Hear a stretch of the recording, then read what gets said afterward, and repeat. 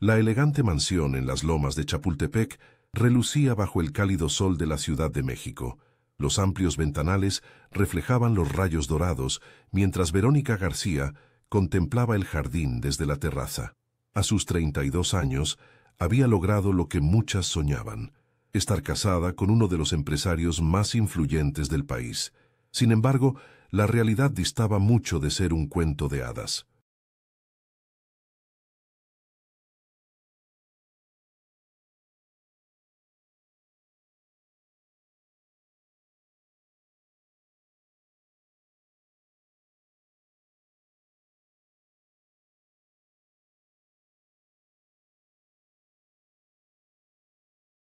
Luis Montero, su esposo desde hacía 5 años, había cambiado gradualmente después de la boda. Aquel hombre que la había conquistado con atenciones y detalles se había transformado en alguien frío, controlador y muchas veces humillante. La fortuna acumulada con sus empresas inmobiliarias parecía alimentar un ego que crecía día a día, mientras su consideración hacia Verónica disminuía proporcionalmente. Aquella tarde, la casa bullía con preparativos para la fiesta de aniversario de la empresa de Luis. Los sirvientes iban y venían, coordinados por doña Carmen, el ama de llaves que llevaba más de 20 años trabajando para la familia Montero. Verónica intentaba mantener la compostura mientras supervisaba los arreglos florales. Su vestido azul marino de diseñador contrastaba con su piel clara y su cabello negro recogido en un elegante moño. «Señora, ¿le parece bien este arreglo para la entrada?», preguntó doña Carmen mostrándole un imponente centro de alcatraces y orquídeas. «Está perfecto, Carmen, gracias», respondió Verónica con una sonrisa que no llegaba a sus ojos. El sonido de un automóvil interrumpió la conversación. Luis había regresado antes de lo previsto. Entró a la casa con su característico paso firme, seguido por su chofer que cargaba una caja rectangular de madera lustrosa. «Verónica», llamó con voz potente. «Ven acá, tengo algo que mostrarte». Ella se dirigió a la sala principal donde Luis ya la esperaba con una sonrisa enigmática. Los años no habían hecho mella en su atractivo. A los 45, conservaba su figura atlética y ese aire de confianza que resultaba magnético para muchos, intimidante para otros. «¿Qué ocurre, Luis? Estamos en medio de los preparativos para la fiesta». «Esto es más importante», respondió él haciendo un gesto al chofer que depositó cuidadosamente la caja sobre la mesa de centro. «Abre el estuche». Verónica lo miró con desconfianza antes de acercarse y abrir lentamente el estuche. En su interior, sobre terciopelo rojo, descansaba un violín que brillaba con matices cobrizos bajo la luz de las lámparas. «Es un Stradivarius», anunció Luis con orgullo. «Acabo de comprarlo por $4 millones en una subasta en Nueva York. Una pieza del siglo XVIII, de las más cotizadas». Verónica observó el instrumento, reconociendo su valor no solo monetario sino histórico y artístico. «Es hermoso», admitió con sinceridad. «Pero ¿por qué compraste un violín tan costoso? Ni siquiera tocas». La sonrisa de Luis se tornó burlona mientras se servía un whisky del bar. «No es para mí, querida, es para ti». El desconcierto se reflejó en el rostro de Verónica. «¿Para mí? Sabes perfectamente que no sé tocar el violín». Luis soltó una carcajada que resonó por toda la sala, provocando que algunos de los sirvientes intercambiaran miradas incómodas. «Precisamente por eso lo compré», dijo acercándose a ella. «Te propongo un trato, Verónica. Si en 6 meses aprendes a tocar este violín de manera decente, te pagaré $10 millones». Verónica sintió cómo la humillación se extendía por su cuerpo como una corriente eléctrica. No era la primera vez que Luis la desafiaba de manera similar, apostando a su fracaso, para luego regodearse en su superioridad. «¿Por qué haces esto, Luis?», preguntó, manteniendo la compostura a duras penas. «¿Qué ganas humillándome?». «No te estoy humillando», respondió él dando un sorbo a su whisky. «Te estoy dando una oportunidad, pero todos sabemos que una mujer como tú, que solo ha vivido de su belleza, jamás podrá dominar un arte tan complejo. Probablemente ni siquiera lo intentarás en serio». Los ojos de algunos invitados que ya habían llegado se posaron sobre ellos. Entre ellos estaba Javier Ruiz, socio de Luis y amigo de la familia, quien observaba la escena con evidente incomodidad. «¿Entonces aceptas el reto?», presionó Luis. «10 millones si logras tocar algo decente en la próxima fiesta de aniversario de la empresa. Y para hacerlo justo, Javier será el juez». añadió, señalando a su socio que parecía querer desaparecer. Él estudió en el Conservatorio Nacional antes de dedicarse a los negocios. Verónica miró fijamente a Luis. En ese momento, algo cambió dentro de ella. Quizás fue la acumulación de años de menosprecio, o tal vez la presencia de testigos, pero tomó una decisión que cambiaría el curso de su vida. «Acepto», dijo con una calma que sorprendió incluso a ella misma, «pero con una condición». Luis arqueó una ceja intrigado. «Si gano, además de los 10 millones, quiero libertad total para gestionar la fundación cultural que nunca me has permitido dirigir».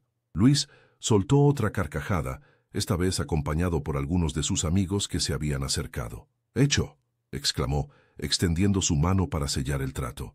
«Después de todo, no tengo nada que perder». Verónica estrechó su mano con firmeza. Lo que Luis no sabía es que ella tampoco tenía nada que perder, y en secreto, mucho que ganar. La luz del amanecer se filtraba tímidamente por las cortinas de la pequeña sala en Coyoacán. El barrio, con sus calles empedradas y casas coloridas, era el escenario perfecto para lo que estaba por ocurrir. Verónica tocó el timbre de aquella casa azul y aguardó con el estuche del Stradivarius firmemente sujeto en su mano. «Verónica, no esperaba verte tan temprano». La recibió Elena Morales, una mujer de unos 60 años, con el cabello canoso recogido en una trenza y unos ojos vivaces que delataban su espíritu indomable. «Perdona la hora, Elena, pero necesito tu ayuda», respondió Verónica entrando a la casa que tantos recuerdos le traía. Elena Morales había sido su profesora de música durante la adolescencia. Antes de conocer a Luis, antes de que su vida tomara un rumbo inesperado, Verónica había sido una promesa del violín. Su talento natural y dedicación la habían llevado a participar en recitales juveniles y a soñar con una carrera en la música clásica. Sin embargo, todo cambió cuando conoció a Luis durante una gala benéfica. El romance fue intenso y rápido.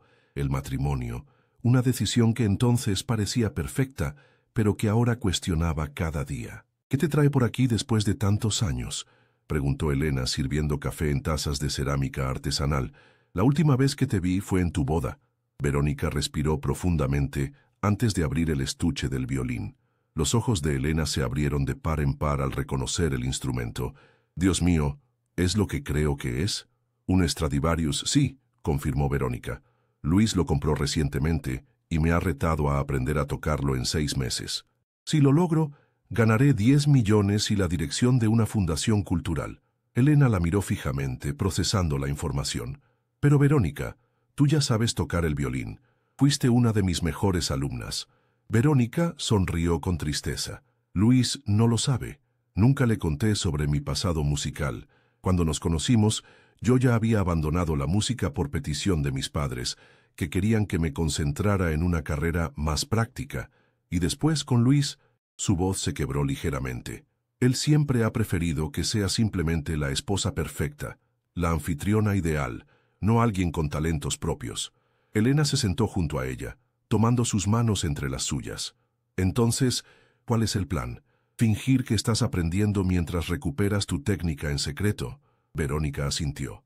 «Exactamente. Necesito practicar donde Luis no pueda descubrirme, y necesito que me ayudes a alcanzar un nivel que jamás he tenido. No quiero simplemente tocar bien, quiero ser extraordinaria».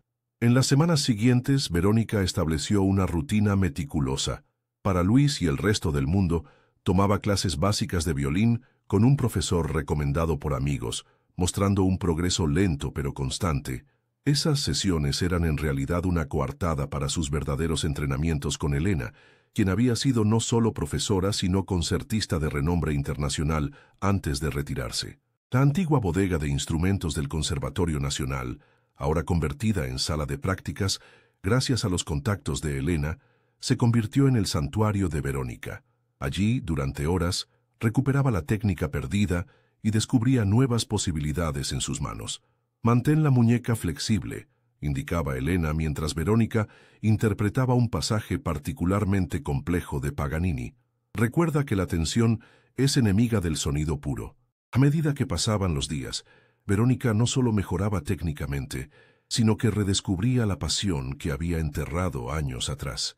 La música se convirtió en su refugio, en su forma de resistencia silenciosa contra la opresión que sentía en su matrimonio. Una tarde, mientras practicaba el invierno de Vivaldi, la puerta de la sala se abrió inesperadamente.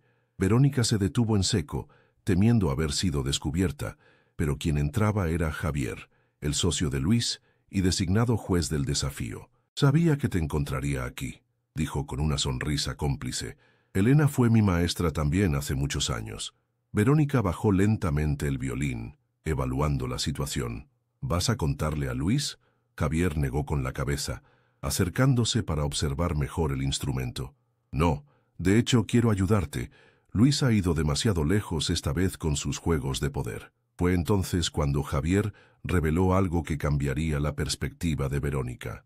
Luis no solo había comprado el violín para humillarla, también estaba utilizando la Fundación Cultural como fachada para operaciones financieras cuestionables. La documentación que Javier le mostró evidenciaba transferencias sospechosas, inversiones no declaradas y evasión fiscal sistemática. «¿Por qué me muestras esto?», preguntó Verónica, aturdida por la información. «Porque estoy cansado de ser cómplice», respondió Javier con sinceridad. «Y porque creo que tú podrías hacer algo realmente valioso con esa fundación si la diriges. Luis nunca esperará que ganes este reto. Está tan seguro de tu fracaso que ha dejado cabos sueltos en sus maniobras».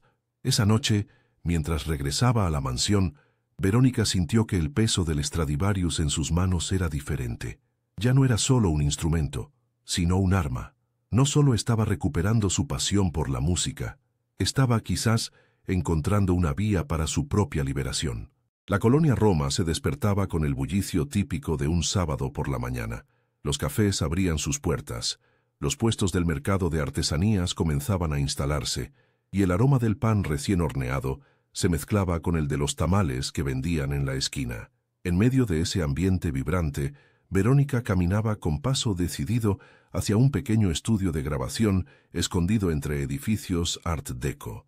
Habían pasado 3 meses desde la apuesta, y su vida se había transformado en un elaborado acto de equilibrio.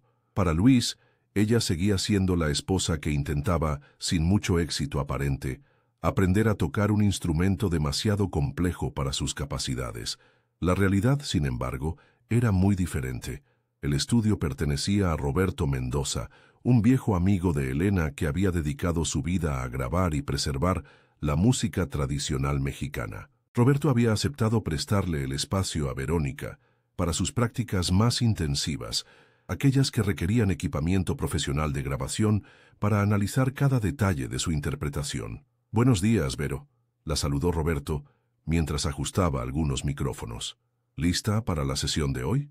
Verónica asintió, sacando cuidadosamente el Stradivarius de su estuche.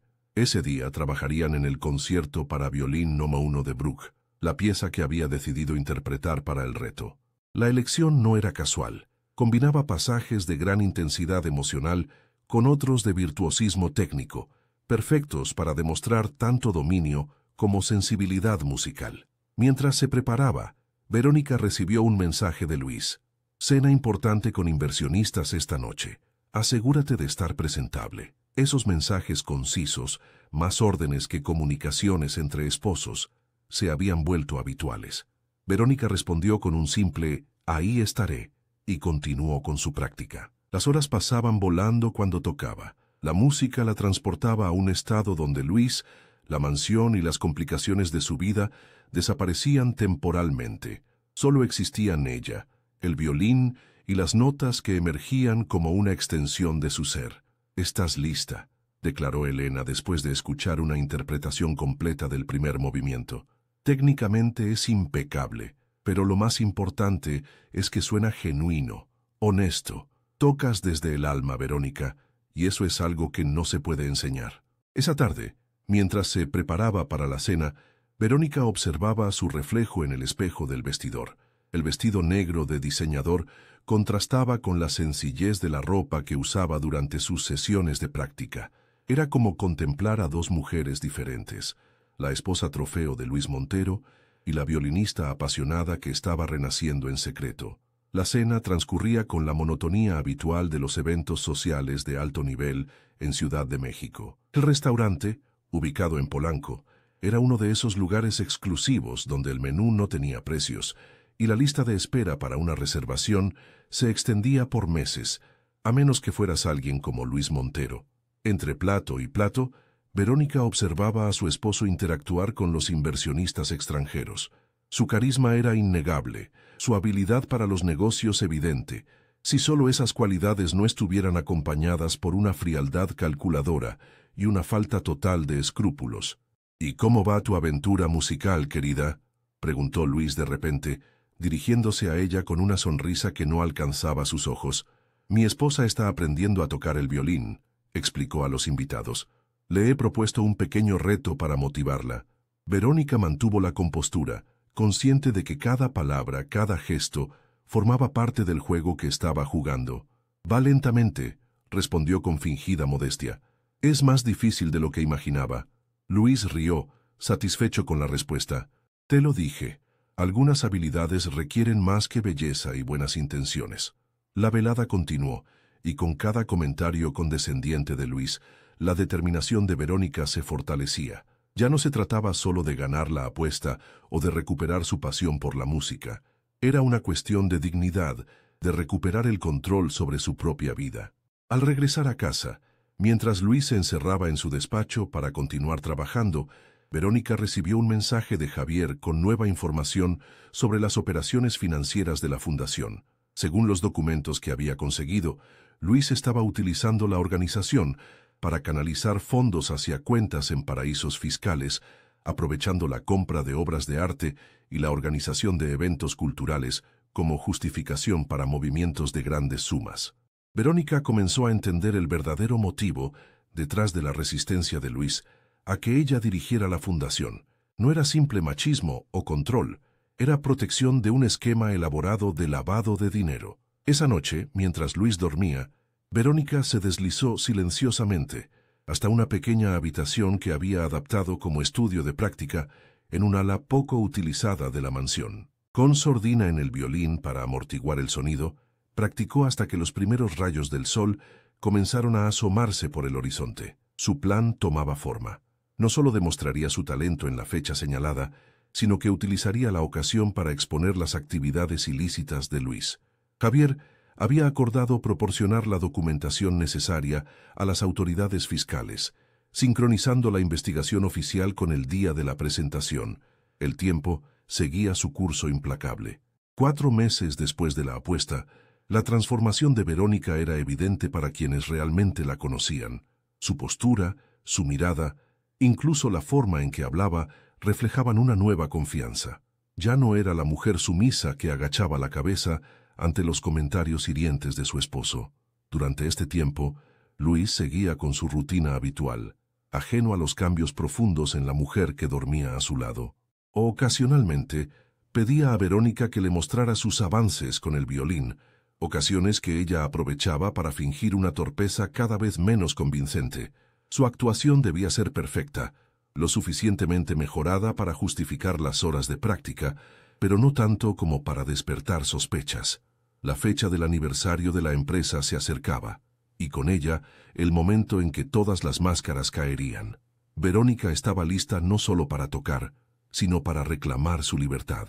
El salón principal del Centro Cultural Tlatelolco resplandecía bajo la luz de enormes candelabros de cristal. La élite empresarial, política y cultural de México se había dado cita para celebrar el 20º aniversario de Grupo Montero, el conglomerado inmobiliario de Luis. Meseros en uniformes impecables circulaban entre los invitados ofreciendo champán y canapés de alta cocina mexicana fusionada con influencias internacionales.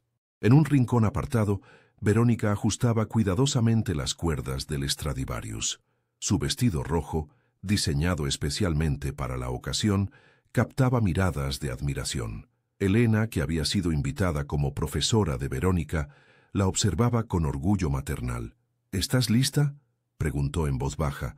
Verónica asintió, con una calma que contrastaba con la magnitud del momento que estaba por vivir. Completamente. En el otro extremo del salón, Luis conversaba animadamente con un grupo de inversionistas extranjeros. Su traje hecho a medida y su característico reloj de platino proyectaban exactamente la imagen que él deseaba.